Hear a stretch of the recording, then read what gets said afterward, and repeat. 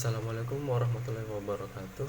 Perkenalkan, nama saya Rahmi Mubarak dari Universitas Bagaraski Makassar, Fakultas Teknologi Kesehatan, Prodi S1 Administrasi Rumah Sakit.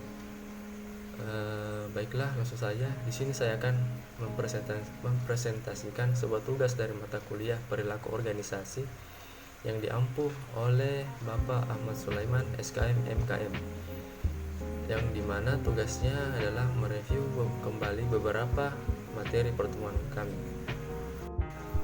Oke, pada slide pertama ini berisi konten atau materi-materi yang akan saya review pada video kali ini. Yang diantaranya adalah yang pertama itu konsep dasar perilaku organisasi, yang kedua individu dan kelompok, yang ketiga nilai dan sikap, yang keempat motivasi, yang kelima budaya organisasi, dan yang terakhir komunikasi. Baik, pada slide kedua ini berisi tentang materi pertama, yaitu konsep dasar perilaku organisasi. Nah, konsep dasar perilaku organisasi yang saya pahami di sini adalah meliputi perilaku individu, kelompok, struktur organisasi, budaya organisasi, kepemimpinan, motivasi, dan perubahan organisasi. Memahami konsep-konsep ini bisa membantu dalam menganalisis dan mempengaruhi perilaku di tempat kerja guna meningkatkan kinerja keberhasilan organisasi.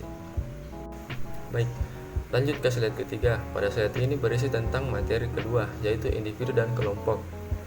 Di sini ada bagian definisi yang bisa kita lihat.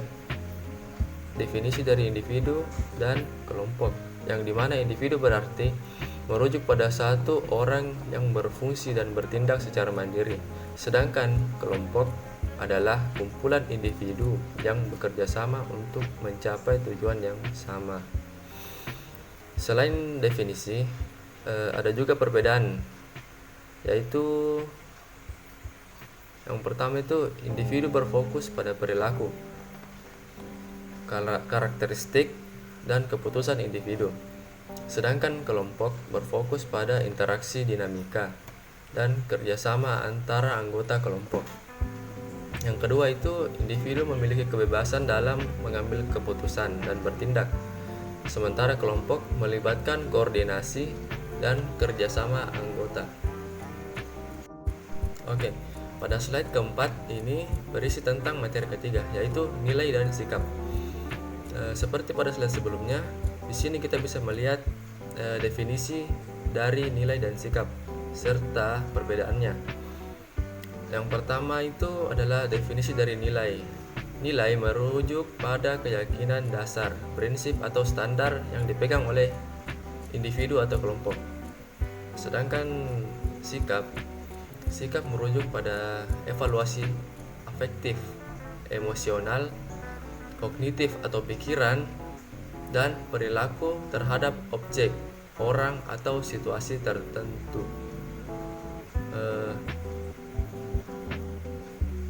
Dan perbedaan dari keduanya yaitu nilai adalah keyakinan dasar yang dipegang, sedangkan sikap adalah penilaian emosional, kognitif, dan perilaku terhadap objek atau situasi tertentu.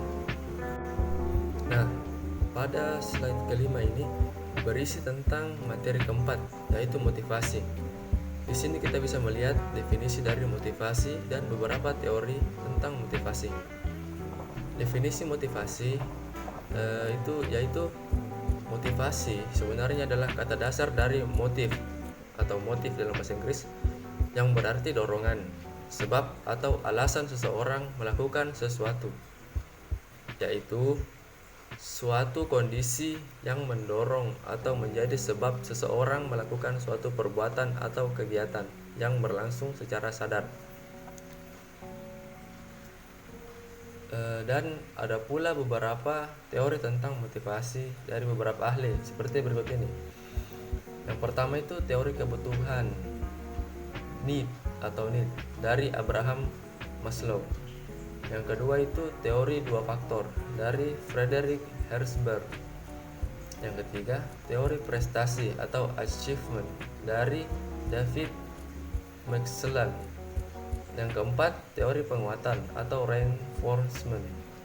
Yang kelima teori harapan atau ekspektasi. Yang keenam, teori tujuan sebagai motivasi. Baik, pada slide ke-6 ini membahas materi kelima, yaitu budaya organisasi. Sama seperti slide sebelumnya, di sini saya sudah menuliskan definisi serta contoh dari budaya organisasi. Nah, definisi dari materi ini kali ini adalah budaya organisasi mengacu pada nilai-nilai, norma, keyakinan, sikap, dan perilaku yang dianut dan dijalankan oleh anggota organisasi. Ini menciptakan identitas dan lingkungan kerja yang unik dalam organisasi.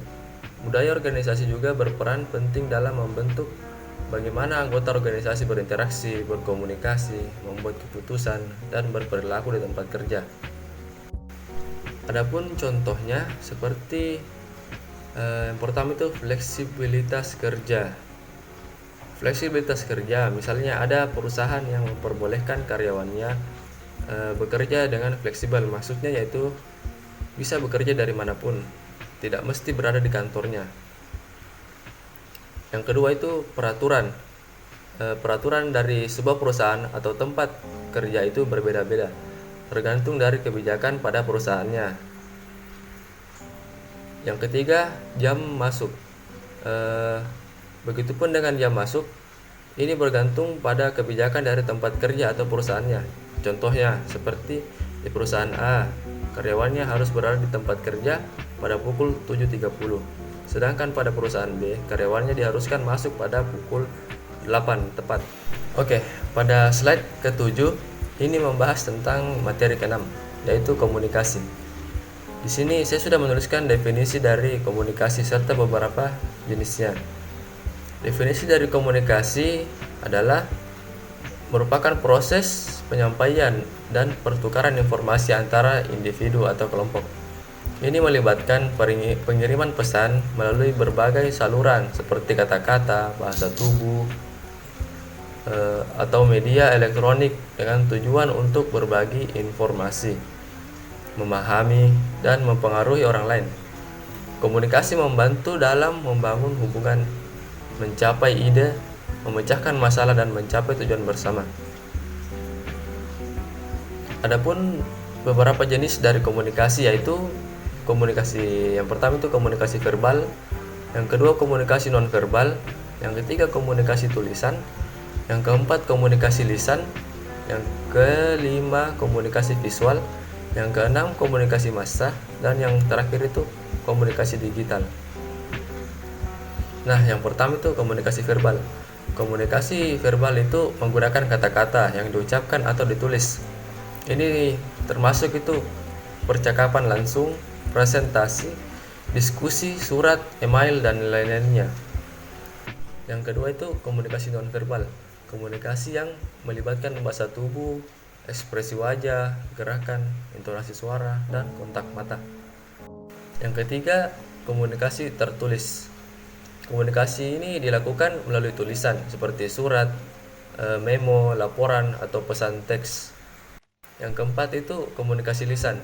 Komunikasi ini dilakukan secara langsung melalui percakapan tatap muka atau telepon.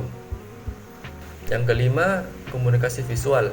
Komunikasi ini dilakukan itu melalui gambar, grafik, diagram, ataupun presentasi visual.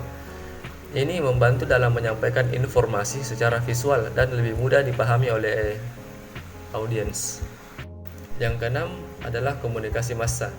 Komunikasi yang melibatkan penyampaian pesan kepada audiens yang besar melalui media massa seperti televisi, radio, surat kabar, majalah, ataupun media sosial. Yang ketujuh itu komunikasi digital. Komunikasi ini melalui platform digital seperti email, pesan instan, media sosial, video konferensi, atau aplikasi komunikasi lainnya. Ini memungkinkan komunikasi cepat dan efisien tanpa batasan jarak. Cukup sekian dari saya. Terima kasih telah menyaksikan video ini hingga akhir. Assalamualaikum warahmatullahi wabarakatuh.